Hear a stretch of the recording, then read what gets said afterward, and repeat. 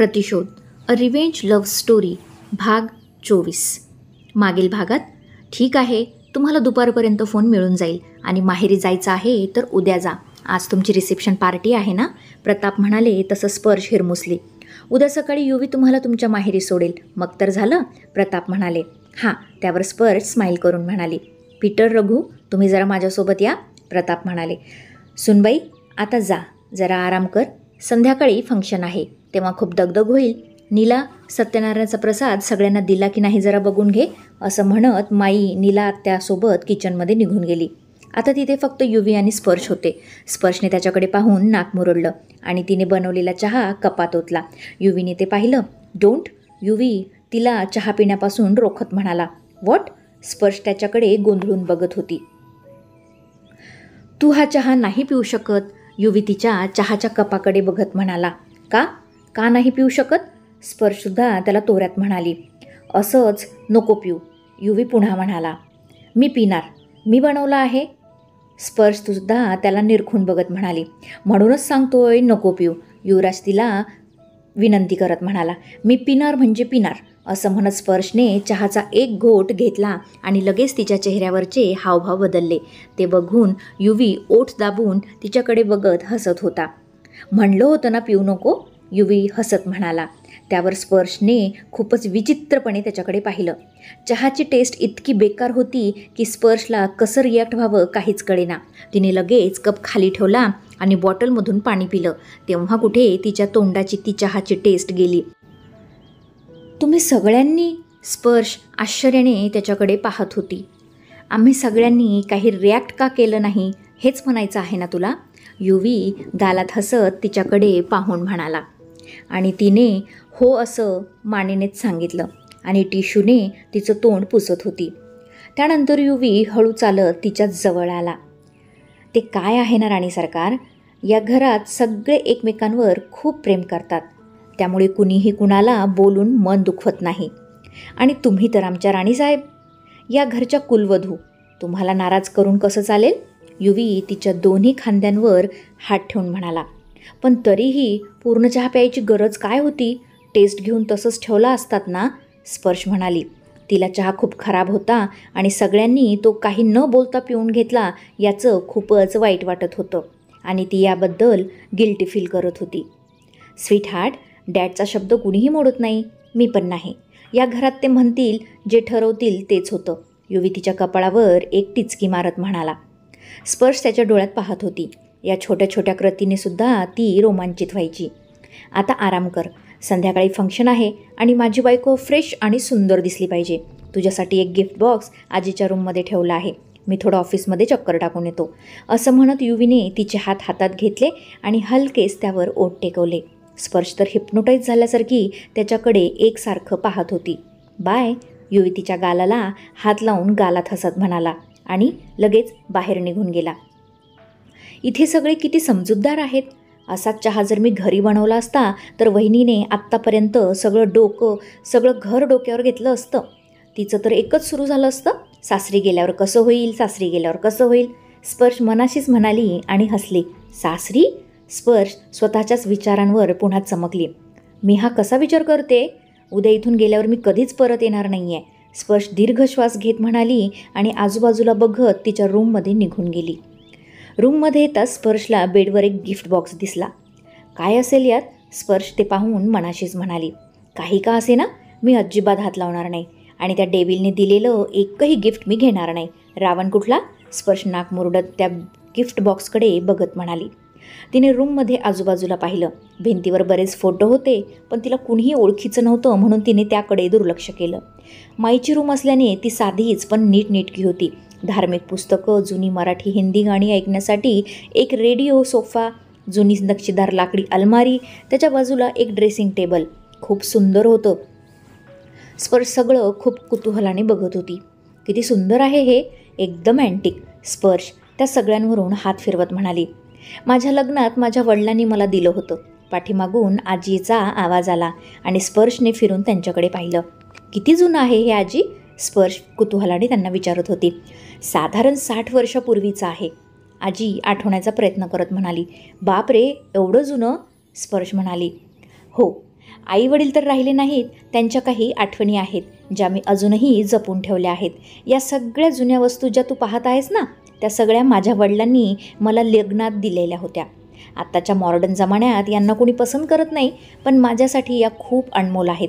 आजी त्या सगळ्या वस्तूंवरून प्रेमाने नजर फिरवत तिला तिच्या आठवणी सांगत होती. खूप सुंदर नक्षीकाम आहे यावर. मला खूप आवडल्या या वस्तू. स्पेशली हा आरसा एकदम राणी महाराणी वापरायच्या अगदी तसाच आहे. स्पर्श त्या आरशावर हात फिरवत म्हणाली. ठीक आहे, मग आजपासून हा आरसा तुझा. आजी तिच्या बोलण्यावर खुश होत म्हणाली. माझा? नाही नको, मी सहज म्हणते. स्पर्श ते बघून कचरतच म्हणाली. अगं घे ना, आवडेल मला. माझ्या आईवडिलांचा आशीर्वाद आहे यात, जो मी आता तुला देते, माझ्या नातसुनेला. आजी म्हणाली. पण आजी मी कसं घेणार? स्पर्श अटखळत म्हणाली. का? त्याला काय होतंय? तुझ्याकडे असला काय आणि माझ्याकडे असला काय, एकच आहे. तसंही या वयात मी आता कुठे यात पाहून सजते. तुझ्यासाठी असू दे, मी आत्ताच युवीच्या रूममध्ये ठेवायला सांगते. असं म्हणत आजी लगेच पुन्हा रूमच्या बाहेर निघून गेली. आजी अहो खरंच नकोय मला, आजी. स्पर्श त्यांना पाठीमागून आवाज देत होती. त्यानंतर स्पर्श पुन्हा आरशासमोर जाऊन उभी राहिली. नकळत तिचा हात साडीचा पदर ठीक करण्यावर गेला. बायकांचं तसंच असतं, थोडं जरी आरशासमोर आल्या की लगेच स्वतःला निरखून पाहत असतात. स्पर्शला आरशात बेडवर असलेला तो गिफ्ट बॉक्स पुन्हा दिसला. तिने त्या बॉक्सकडे वळून पुन्हा पाहिलं. बघू का त्या रावणाने काय गिफ्ट दिलं आहे? स्पर्श तिच्या मनाशी त्या गिफ्ट बॉक्सकडे बारीक डोळा करून बघत म्हणाली. नाही नको, उगाच त्याला भाव दिल्यासारखं होईल. स्पर्श पुन्हा मनात म्हणाली आणि तिने तिची नजर दुसरीकडे फिरवली. पण राहून राहून तिचं लक्ष त्या गिफ्ट बॉक्सकडेच जात होतं आणि शेवटी न राहून तिने तो बॉक्स उघडून बघितला. बॉक्सच्या आत एक ब्लॅक कलरची नेटची सुंदर अशी नाजूक साडी होती. त्यावर मॅचिंग डायमंड ज्वेलरी पण होती. वाव, किती सुंदर साडी आहे ही. स्पर्श साडीवर हात ठेवून म्हणाली. त्या बॉक्समध्ये एक चिठ्ठी पण होती. स्पर्शने ती वाचली. मेरी चाहत को अपनी मोहब्बत बना के देख, मेरी हंसी को अपने होठों पे सजा के देख, ये मोहब्बत तो हसीन तोहफा है एक, मेरा तोहफा कबूल करके तो देख. स्पर्शने त्या लाईन्स वाचल्या आणि तिचे डोळेच विस्फारले गेले. गिफ्ट बॉक्समध्ये एक छोटा चॉकलेट बॉक्ससुद्धा होता. तिने ते खोलून बघितला आणि आश्चर्यचकित झाली. शायरी आणि चॉकलेट बॉक्स सेम तिला अगोदर येणाऱ्या बुके आणि चॉकलेटसारखे होते. म्हणजे ते बुके आणि चॉकलेट युवी पाठवायचे? स्पर्श विचार करत पुटपुटली. हो वहिनीसाहेब, रघु म्हणाला आणि शांत बसला. आजीच्या सांगण्यावरून तो 2 नोकरांना घेऊन आरसा युवीच्या रूममध्ये घेऊन जाण्यासाठी आला होता. स्पर्शने दचकून त्याच्याकडे पाहिलं. हा आरसा भैयासाहेबांच्या रूममध्ये घेऊन जा, मी आलोच, रघु नोकरांना म्हणाला. स्पर्श रघुला पाहत होती. भैयासाहेब खूप अगोदरपासून तुमच्यावर प्रेम करतात. ज्या दिवशी तुम्ही आमच्या गाडीला धडक दिली होती, अगदी त्या दिवशीपासून ते तुमच्यावर प्रेम करायला लागले होते. तुम्हाला जे रोज बुके चॉकलेट भेटायचे ना, ते भैयासाहेब पाठवत होते. असं म्हणून रघु तिथून निघून गेला. ते बुके युवी पाठवायचे आणि मला वाटायचं की वीर पाठवत आहे. म्हणूनच शायरीमधून व्यक्त होणारा वीर आणि प्रत्यक्षात असणारा वीर मला खूप वेगळे वाटायचे. पण मी कधीच हा विचार केला नाही. स्पर्श विचार करत होती. आत्तापर्यंत तिचा हा गैरसमज होता की ते बुके वीर तिच्यासाठी पाठवायचा, पण प्रत्यक्षात तसं नव्हतं. स्पर्श पुन्हा पुन्हा त्या ओळी वाचत विचार करत होती.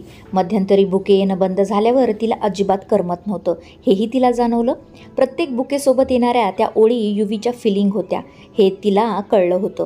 तिने न कळत त्या साडीवर प्रेमाने हात फिरवला आणि पुन्हा झटकन मागेसुद्धा घेतला. स्पर्शच्या डोळ्यातून पुन्हा पाणी आलं. काही जरी असलं तरी त्यांनी माझ्याशी जबरदस्ती लग्न केलं आहे. मी हे कसं विसरू शकते? भलेही त्यांचं माझ्यावर खूप प्रेम असेल, म्हणून काय असं वागायचं? स्वतःच्या प्रेमासाठी त्यांनी अजिबात माझ्या मनाचा विचार केला नाही. दादा वहिनीचं नाव घेऊन मला लग्नासाठी जबरदस्ती केली. यावरून तुम्ही किती स्वार्थी आहात हेच सिद्ध होतं युवराज. माझ्यावर प्रेम होतं तर तुम्ही माझ्या मनाचा विचार केला असता. तुमच्यामुळे माझी त्यांची किती बदनामी झाली. तुम्ही मला माझ्या प्रेमापासून दूर केलं युवी. यासाठी मी तुम्हाला माफ करणार नाही, कधीच नाही. आय हेट यू, स्पर्श डोळे पुसत म्हणाली. दिवस असाच निघून गेला. पार्टीची सगळी तयारी झाली होती. रघु आणि पीटरने खूपच कमी वेळात सगळ्या अरेंजमेंट केल्या होत्या. सिटीमधील सगळी मोठमोठी लोक गेस्ट म्हणून जहागीरदार मेन्शनमध्ये हजेरी लावत होते. सगळे अगदी शॉर्ट नोटीसवर सुद्धा त्यांच्या खुशीत सामील होण्यासाठी पार्टीत आले होते. पार्टी कशासाठी दिली आहे हे अद्याप कुणालाही माहीत नव्हतं. राठोड फॅमिलीलाही आमंत्रण दिलं होतं. अशा परिस्थितीत युवी कसली पार्टी करतोय हा प्रश्न वीरला पडला. त्याने त्याच्या माणसांकडून गीताबद्दल माहिती मिळवली. त्याला हीच भीती होती की ती तर शुद्धीवर आली नसेल, पण तसं काही नव्हतं. गीता अजूनही कोमात आहे म्हणल्यावर त्याचा जीव भांड्यात पडला. असेल दुसरं काही कारण म्हणून त्याने पार्टीच्या आमंत्रणाचं जास्त डोक्यात घेतलं नाही. पार्टीत आता बरीच गर्दी झाली होती. प्रताप सगळ्यांचं स्वागत करत होते. या देशमुख साहेब. प्रताप पाहुण्यांचं स्वागत करण्यासाठी उभे होते. ते साहिल आणि आनंदीला हात जोडून म्हणाले, धन्यवाद, खूप छान पार्टी आहे. साहिल म्हणाला, हो ना, इतक्या कमी वेळात बरीच तयारी केली आहे तुम्ही. आनंदीसुद्धा आजूबाजूला पाहून खुश होत म्हणाली, आमच्या एकुलत्या एक मुलाच्या आयुष्यात अचानक एवढं मोठं सुख चालून आलं आहे, मग तिचं स्वागत तर जंगी व्हायलाच हवं ना. प्रतापराव गर्वाने म्हणाले, पण त्या सुखाचं नाव आणि कारण अजून सांगितलं नाही तुम्ही मिस्टर जहागीरदार. पाठीमागून मिस्टर राठोड वीरसोबत पार्टीत आले होते, जे साहिल आणि आनंदीचं बोलणं ऐकत होते. या राठोड साहेब, कारण कळेलच, अगोदर पार्टीचा थोडा आस्वाद तर घ्या. प्रताप त्यांना हात जोडून म्हणाले. मग त्यांना कुणीतरी आवाज दिला आणि ते तिथून निघून गेले. साहिल, तू इथे? मिस्टर राठोड साहिलला बघून आश्चर्याने म्हणाले. शहरातील सगळ्या बिझनेसमनला आमंत्रण दिलं आहे, मग मीही असणारच ना. साहिल त्यांना म्हणाला. तसं नाही, मला वाटलं स्पर्शमुळे तू कदाचित येणार नाहीस, मिस्टर राठोड म्हणाले. साहिल आणि आनंदी त्यावर काहीच बोलले नाहीत. स्पर्शचा काही पत्ता लागला का? मिस्टर राठोड पुन्हा साहिलला विचारत होते. साहिल काही बोलणार तोपर्यंत रघु त्यांच्याजवळ आला. देशमुख साहेब, तुम्हाला वहिनीने आत बोलावलं आहे. रघु साहिल आणि मिस्टर राठोड यांना बघून म्हणाला. हो, आलोच, साहिल रघुला म्हणाला. यावर आपण नंतर बोलू मिस्टर राठोड. साहिल हसून मिस्टर राठोडला म्हणाला आणि आनंदीसोबत तिथून निघून गेला. डॅड, साहिल देशमुख जरा बदलल्यासारखा वाटतोय ना? वीर विचार करत म्हणाला. हो, परवापर्यंत त्याच्या चेहऱ्यावर जी भीती आणि टेन्शन होतं ते आज दिसत नाहीये, असं म्हणत मिस्टर राठोडसुद्धा इतर लोकांना भेटायला निघून गेले. बहीण 4 दिवस झाले बेपत्ता आहे आणि हा माणूस एकदम बिनधास्त, म्हणजे नक्कीच काहीतरी गडबड आहे जी माझ्या नजरेत आली नाही. पण काय असेल? वीर विचार करत म्हणाला. स्पर्श तर भेटली नाही ना? नाही, ती भेटली असती तर मला नक्कीच कळलं असतं की ती मिळाली आहे. आणि युवराजने बहीण हॉस्पिटलमध्ये असताना देखील इतकी मोठी पार्टी दिली आहे, म्हणजे नक्कीच काहीतरी घोळ आहे.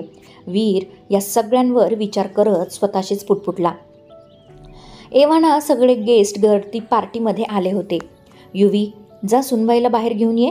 चला देशमुख साहेब, आपण बाहेर सगळ्यांना आपल्या मुलांबद्दल सांगूया, प्रताप म्हणाले. हो चला. साहिलही हो म्हणाला आणि त्यांच्यासोबत निघाला. मग युवी स्पर्शला घेऊन येण्यासाठी आजीच्या रूमकडे गेला आणि बाकी सगळे बाहेर पार्टीमध्ये आले. सगळे आपापसात इतक्या मोठ्या पार्टीचं काय कारण असेल यावर गॉसिप करत खातपीत मस्त एन्जॉय करत होते. स्पर्श, युवीने बंद दारामागे उभं राहून हळूच तिला आवाज दिला.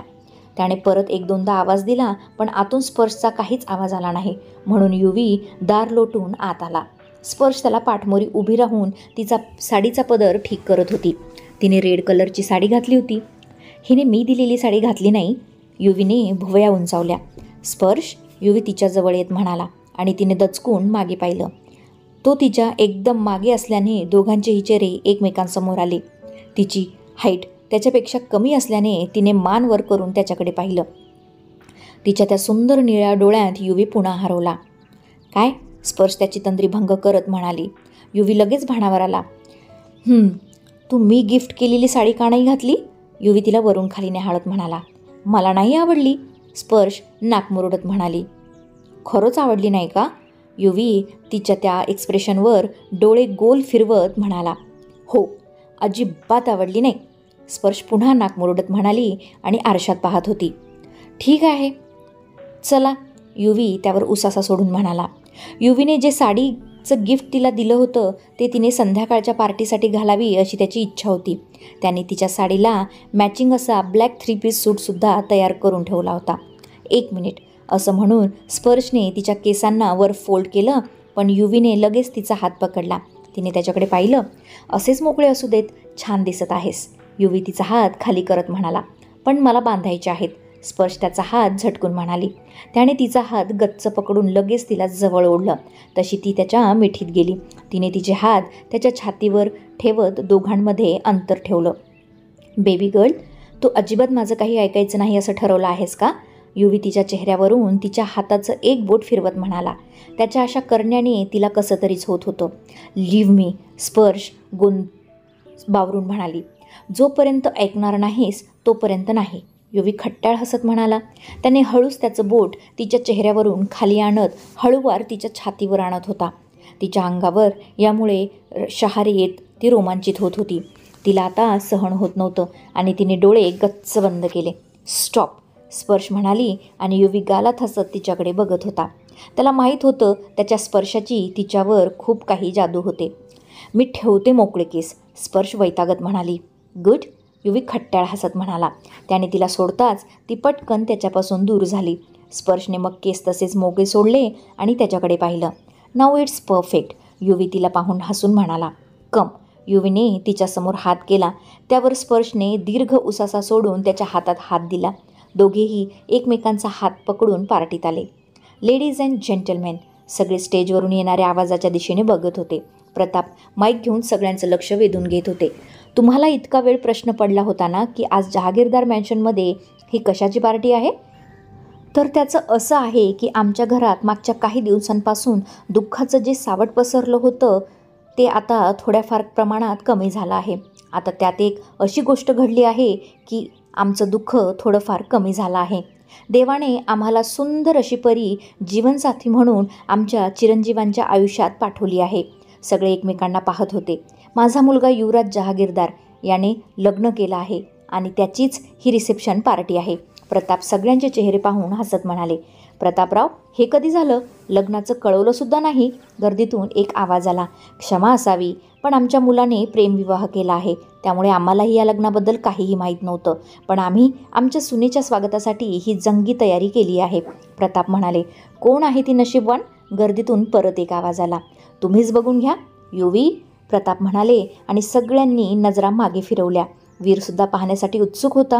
स्टेजच्या समोरासमोर असलेल्या लाल रंगाची सतरंजी पसरलेल्या वाटेवरून युवी आणि स्पर्श हातात हात घालून मोठ्या दिमाखात चालत स्टेजकडे येत होते. स्पर्शला युवी सोबत पाहून बऱ्याच लोकांनी आश्चर्याने भुवया उंचावल्या. स्पर्श आणि युवीला सोबत पाहून वीरला खूप मोठा झटका बसला होता. त्याच्या हातातील ड्रिंकचा ग्लास केव्हाच गळून खाली पडला होता. प्रतापने साहिल आणि आनंदीला सुद्धा स्टेजवर बोलावून घेतलं. स्पर्श आणि युवी चेहऱ्यावर स्माईल ठेवून पुढे चालत होते. युवीची नजर वीरवर पडली, जो आश्चर्याने गोंधळून त्यांच्याकडे पाहत उभा होता. स्पर्शने वीरला पाहिलं आणि तिचे डोळे हलकेच पाणावले. पण युवीने लगेच तिच्या कमरेत हात टाकून अजून तिला जवळ करत तिला घेऊन स्टेजवर निघून गेला. Ladies and gentlemen, meet my daughter in law Sparshika Yuvraj Jahagirdar. Pratap स्पर्शची सगळ्यांना ओळख करून देत म्हणाले. त्यावर सगळ्यांनी टाळ्या वाजवल्या. मिस्टर राठोड तर हा काय प्रकार चालू आहे या आविर्भावात साहिलकडे रोखून बघत होते. पण साहिल निर्विकार चेहऱ्याने समोर बघत होता. त्यामुळे मिस्टर राठोडला त्याचा राग अजूनच येत होता. वीरचा तर रागाने तिळपापड होत होता. आत्ता जावं आणि युवराजच्या कॉलरला पकडून याबद्दल विचारावं असं कितीतरी त्याच्या मनात आलं. पण यावेळी तो असं काहीच करू शकत नव्हता. युवराज समाजात एक प्रतिष्ठित व्यक्ती म्हणून त्याच्यापेक्षा जास्त प्रसिद्ध होता. त्याची ताकद, रुबाब हा वीरपेक्षा कैक पटीने जास्त होता. त्यामुळे असं सगळ्यांसमोर त्याला खेटणं हे वीरला काही परवडण्यासारखं नव्हतं. तो मनातच रागाने धुसफुसत होता. तुमच्यापैकी बरेच जण आमच्या सुनेला ओळखत असतील. स्पर्शिका ही प्रसिद्ध बिझनेसमन साहिल देशमुख यांची लहान बहीण आहे. प्रताप साहिलकडे इशारा करत सगळ्यांना सांगत होते. स्पर्शिका देशमुख तीच मुलगी आहे ना जिच्याबरोबर वीर राठोडचं लग्न होणार होतं आणि लग्नाच्या दिवशीच ती गायब झाली होती. समोरच्या गर्दीतून एक आवाज आला. त्यावर सगळेजण एकमेकांमध्ये पुन्हा चर्चा करायला लागले. युवराज आणि स्पर्शिका एकमेकांवर खूप प्रेम करतात. ही गोष्ट आम्हाला माहीत नव्हती. मी तिचं लग्न दुसऱ्या मुलाबरोबर तिच्या मनाविरुद्ध ठरवलं म्हणून त्यांनी पळून जाऊन लग्न केलं. साहिल गर्दीतील त्यांची गॉसिप ऐकून लगेच म्हणाला. आम्हाला आमच्या मुलांच्या पसंतीवर खूप गर्व आहे. आम्ही दोन्ही कुटुंबातल्या सदस्यांनी हे लग्न आनंदाने स्वीकारलं आहे. त्यामुळेच तर आज ही पार्टी त्यांच्या लग्नाचं ग्रँड रिसेप्शन म्हणून आम्ही ठेवलं आहे. So let's enjoy the party, Pratap म्हणाले आणि त्यावर सगळ्यांनी परत एकदा जोरात टाळ्या वाजवल्या आणि पार्टी एन्जॉय करत पुन्हा आपापल्या नादात उभे होते. प्रताप युवी आणि स्पर्शला घेऊन पुन्हा स्टेज खाली आले. त्यांनी त्यांच्या जवळच्या नातेवाईकांना आणि मित्रांना स्पर्शची आणि साहिलची ओळख करून दिली. सगळेजण त्यांना कॉंग्रॅच्युलेशन्स करत भरभरून आशीर्वाद देत होते.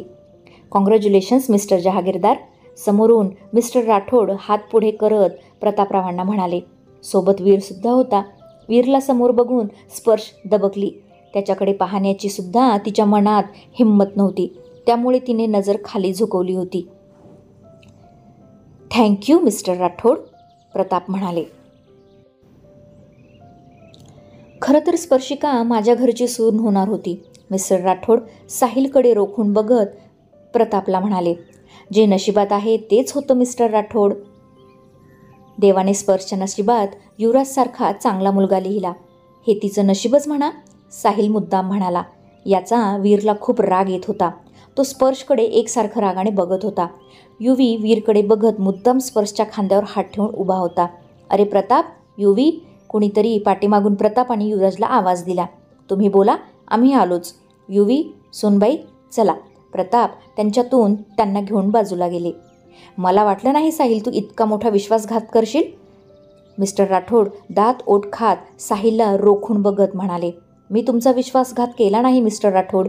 वीर आणि स्पर्शचं लग्न नियतीला कदाचित मंजूर नव्हतं, त्यामुळे ते झालं नाही.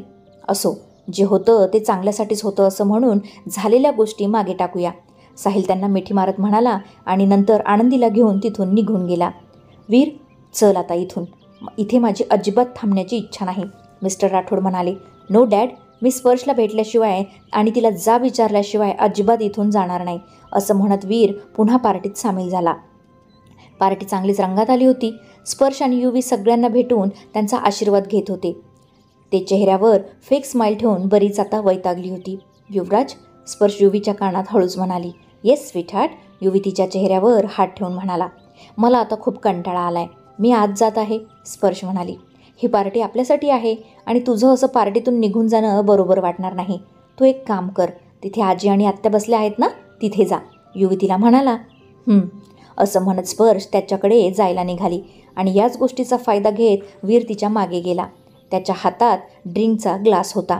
गर्दीचा फायदा घेऊन त्याने स्पर्शला हाताला धरून ओढत बाजूला नेलं. वीर, लिव्ह मी, स्पर्श घाबरून म्हणाली. तू माझ्यासोबत इतका मोठा धोका का केलास? माझ्यावर प्रेम करायचीस ना, मग युवराजशी लग्न का केलंस? बोल ना, तू मला इतका मोठा धोका का दिला स्पर्श? वीर रागात चिडून म्हणाला.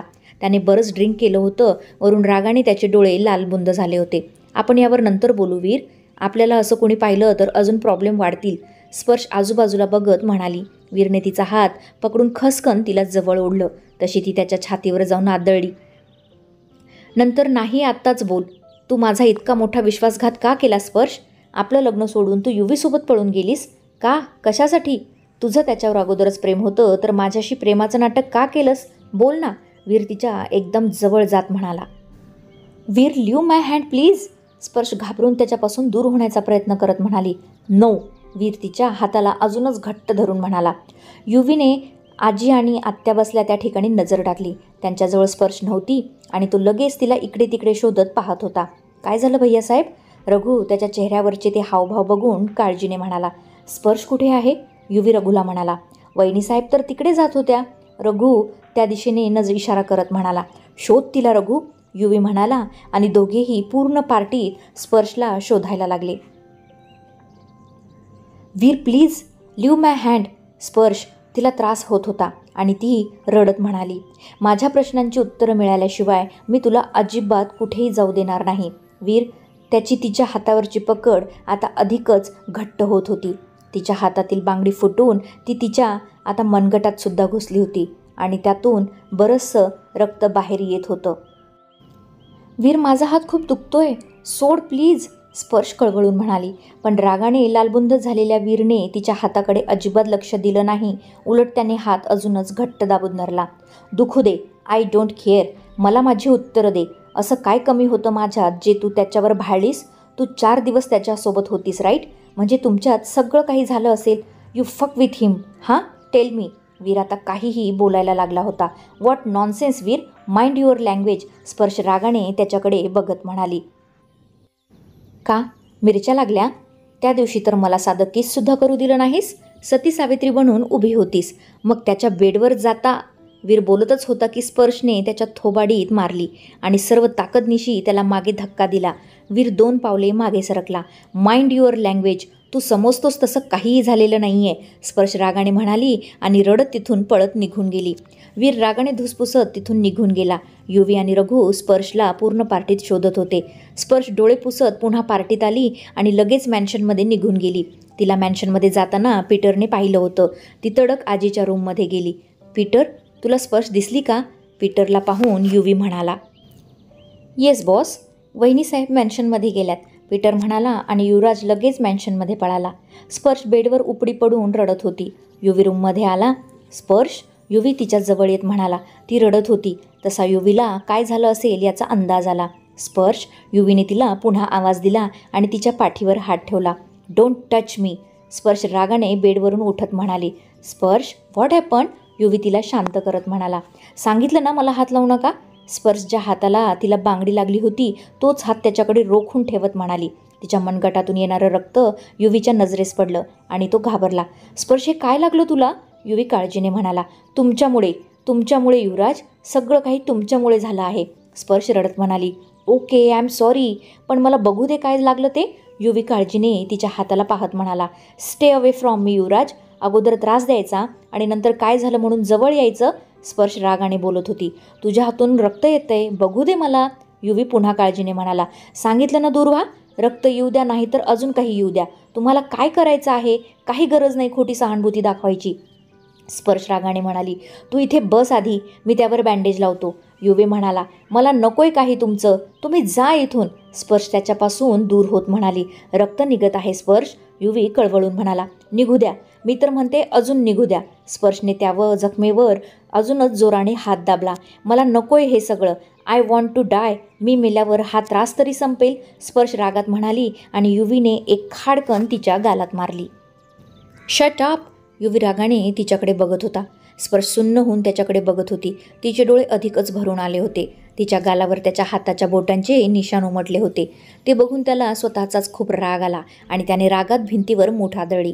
आता स्पर्श मुसमुसत तशीच उभी होती. युवीने केसातून हात फिरवला आणि पुन्हा तिच्याकडे पाहिलं. I am sorry. युवी तिचा चेहरा हाताच्या ओंजळीत घेऊन हळूच म्हणाला आणि तिने रडत त्याला मिठी मारली. शांत हो. युवराज तिच्या डोक्यावरून आणि पाठीवरून हात फिरवत तिला शांत करत होता. त्याने तिला पुन्हा तसंच दोन्ही हातावर उचलून घेतलं आणि त्याच्या बेडरूममध्ये घेऊन आला. त्याने तिला सोफ्यावर बसवलं आणि ड्रॉवरमधून फर्स्ट एड बॉक्स घेऊन तिच्या बाजूला बसला. त्याने तिला हात दाखव अशा आविर्भावात पाहिलं, पण तिने हात बाजूला केला. मग युवीने जबरदस्ती तिचा हात हातात घेतला आणि पाहिलं तर तिच्या नाजूक गोऱ्या मनगटावर वीरच्या बोटांचे निशाण उमटले होते आणि बांगडी फुटून त्याची काच तिच्या मनगटात घुसली होती. ते पाहून युवराजला खूप राग येत होता.